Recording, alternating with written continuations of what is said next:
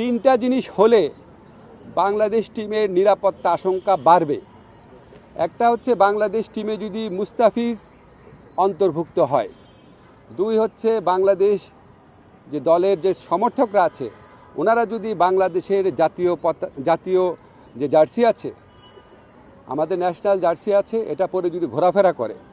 আর third হচ্ছে election যত এগিয়ে আসবে তত নাকি বাংলাদেশ দলের নিরাপত্তা আশঙ্কা বৃদ্ধি পাবে। তারা একটা চিঠি দিয়েছে, সেই চিঠিতে বলা হয়েছে তিনটা জিনিস হলে বাংলাদেশ টিমের নিরাপত্তা আশঙ্কা বাড়বে।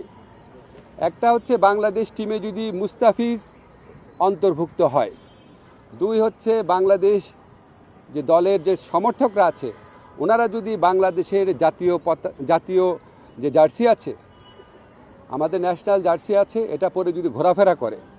আর থার্ড হচ্ছে ইলেকশন যত এগিয়ে আসবে তত নাকি বাংলাদেশ দলের নিরাপত্তা আশঙ্কা বৃদ্ধি পাবে। তো আইসিসি সিকিউরিটি টিমের এই বক্তব্য সন্দেহাতীতভাবে প্রমাণ করেছে যে ভারতে বাংলাদেশ ক্রিকেট টিমের টি-20 বিশ্বকাপ খেলার কোনো রকম পরিস্থিতি নাই।